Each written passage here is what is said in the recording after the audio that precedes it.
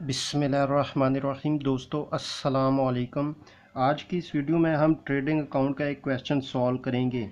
हमारे पास डाटा दिया गया है एक ट्रायल बैलेंस, जिसमें हमारे पास डाटा है opening stock 60,000, purchases 3,60,000, carriage inward 24,000, wages 12,000, sales 5 lakh, return inward यानी ये सेल्स रिटर्न है 30,000, रिटर्न आउटवर्ड परचेज रिटर्न हमारे पास 16,000, क्लोजिंग स्टॉक 1 लाख।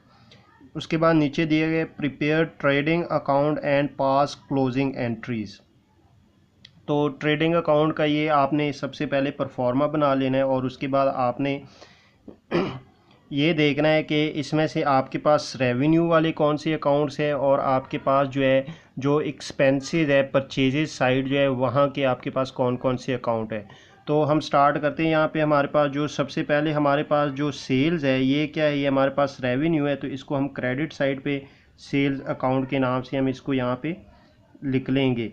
आपने देखना ये है कि जो सेल्स है आपके पास क्या इसमें से कोई सेल्स रिटर्न या सेल डिस्काउंट है। अगर सेल्स रिटर्न होगा तो आपने सेल्स की अमाउंट जो है वो उसके सामने लिख लेनी है, यानी ये जो फाइनल कॉलम है यहाँ पे आपने नहीं लिखनी। अगर इसमें से कोई रिटर्न वगैरह हो तो हमारे पास यहाँ पे देखें रिटर्न इनवर्ड से मुराद है सेल्स रिटर्न, तो हम यहाँ पे कर लेंगे लेस सेल्स रिटर्न। ये हमारे पास इसकी वैल्यू है कितनी, 30,000 रुपये। तो यहाँ पे हम इसको जब यहाँ से माइनस करेंगे तो ये हमारे पास आ जाएगा 4,70,000। ये हमारे पास सेल्स की नेट वैल्यू आ गई।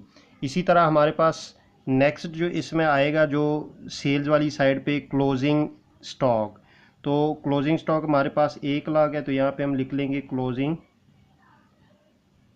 स्टॉक हमारे पास है ये 100,000। इसी तरह अब हमने दूसरी साइड पे देखना है जो इसमें सबसे पहले हमारे पास आता है ओपनिंग स्टॉक, तो इसकी हमने यहाँ पे वैल्यू लिख लेनी है ओपनिंग स्टॉक। हमारे पास ये कितना है, ये हमारे पास है 60,000 रुपये, तो हमने इसको इसी तरह रिकॉर्ड कर लेना है। उसके बाद हमारे पास जो नेक्स्ट आता है परचेजेज, हम यहाँ पे परचेजेज लिख लेंगे।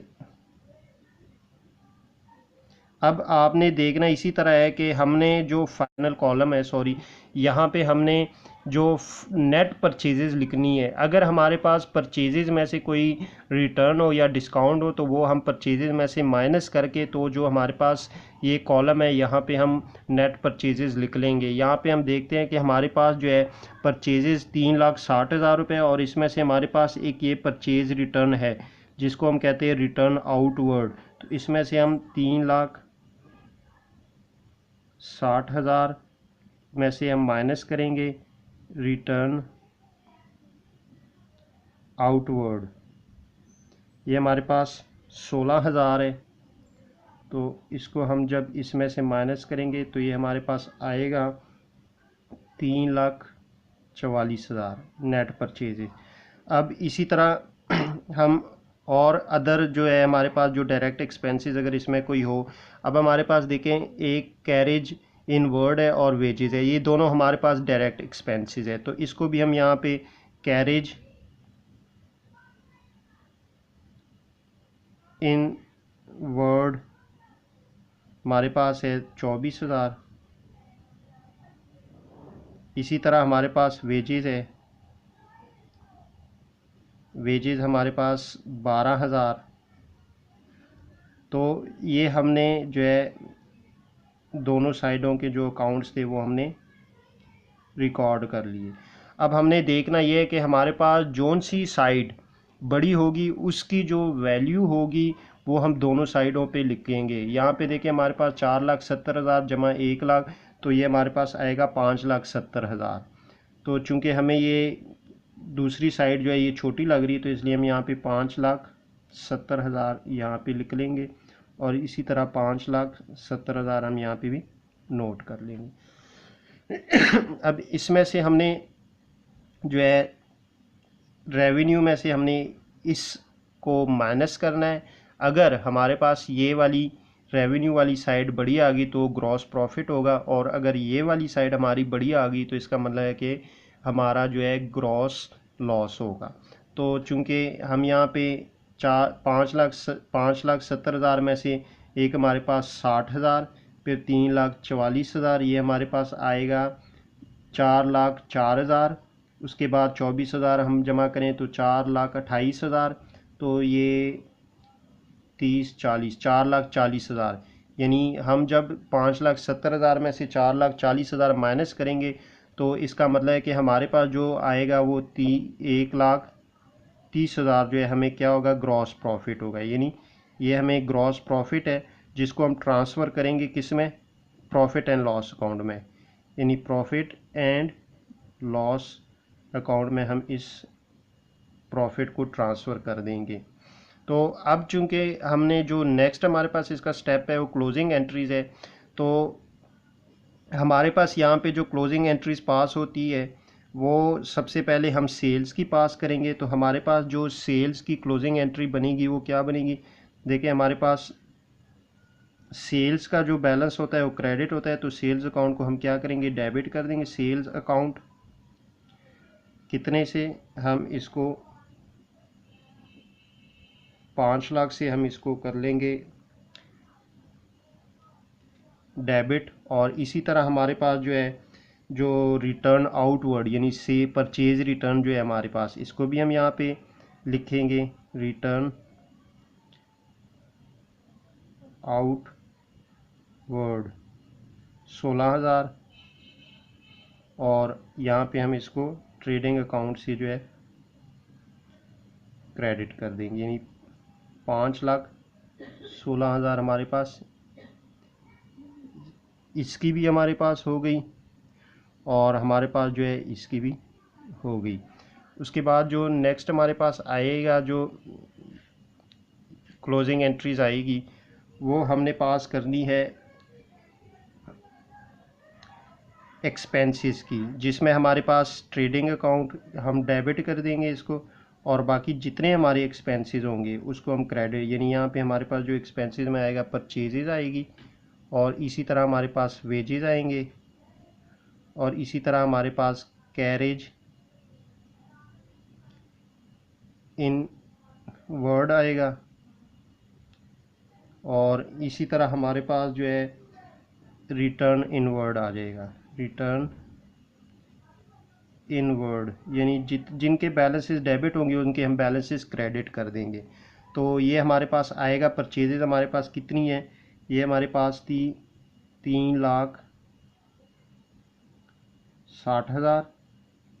इसी तरह हमारे पास जो वेजेस थे वो कितने थे, वो 12,000 के थे, और जो हमारे पास कैरेज इन वर्ड था वो कितना था, वो हमारे पास 24,000 का था। और जो हमारे पास रिटर्न, जो ये वाला रिटर्न जो हमारे पास इनवर्ड था वो कितना था, वो 30,000। इनको जब हम यहाँ पे इन तीनों को, चारों को जब हम प्लस कर लेंगे तो हमारे पास ये बनेगा 4,86,000 हमारे पास ये बन जाएगा। यानी ये हमने देखे इस अकाउंट को भी क्लोज़ कर दिया, इसको भी क्लोज़ कर दिया, और इसको भी हमने क्लोज़ कर लिया। और उसके बाद हमारे पास जो है इसको भी, अब हमारे पास 2 अकाउंट सिर्फ रह गए। एक हमारे पास रह गया क्लोजिंग स्टॉक का रह गया, और एक हमने जो है ओपनिंग स्टॉक जो है उसको भी हम, सॉरी यहाँ पे हमने लिखना था ओपनिंग स्टॉक जो हमारे पास 60,000 था। इसी तरह हम क्लोजिंग स्टॉक को जो है करके, तो हमारे पास उसके बाद हमारे पास आएगा क्लोजिंग स्टॉक की जो एंट्री हमारे पास आएगी, क्लोजिंग स्टॉक, ये हमारे पास तीसरी क्लोजिंग स्टॉक हमारे पास 1 लाख था, इसको हम डेबिट कर देंगे, और इसी तरह ट्रेडिंग अकाउंट को हम क्रेडिट कर देंगे 1 लाख से। अब देखिए हमारे पास यहाँ पे जो ये प्रॉफिट आया है ग्रॉस प्रॉफिट, अब इसको हमने क्या करना है, इसको हमने ट्रांसफ़र करना है प्रॉफिट एंड लॉस अकाउंट में। तो चूंकि आपको पता है कि हमारे पास यहाँ पे जो ग्रॉस प्रॉफिट था यानी ट्रेडिंग अकाउंट का जो बैलेंस था वो हमारे पास क्रेडिट था, लेकिन जब हम इस बैलेंस को, इस अकाउंट को क्लोज करेंगे तो हम इसको डेबिट कर देंगे और प्रॉफिट एंड लॉस अकाउंट को क्रेडिट कर देंगे। यानी जो चौथी हमारे पास होगी वो हम करेंगे ट्रेडिंग अकाउंट को डेबिट कर देंगे। ट्रेडिंग अकाउंट 1,30,000 से, और प्रॉफिट एंड लॉस अकाउंट को हम यहाँ पे 1,30,000 से क्रेडिट कर देंगे। तो इस तरह आपके पास जो ये 4-5 क्लोजिंग एंट्रीज बनती है जिसको आपने ट्रेडिंग अकाउंट को प्रिपेयर करने के बाद इसको पास करना होता है, और इसके अलावा और कोई भी इसकी एंट्रीज़ नहीं होती, या इसके अलावा जितने भी डायरेक्ट एक्सपेंसेस होंगे वो सारे के सारे आपने क्रेडिट कर देने हैं, और जितनी भी आपके पास रेवेन्यू होगी उसको आपने डेबिट कर देनी है।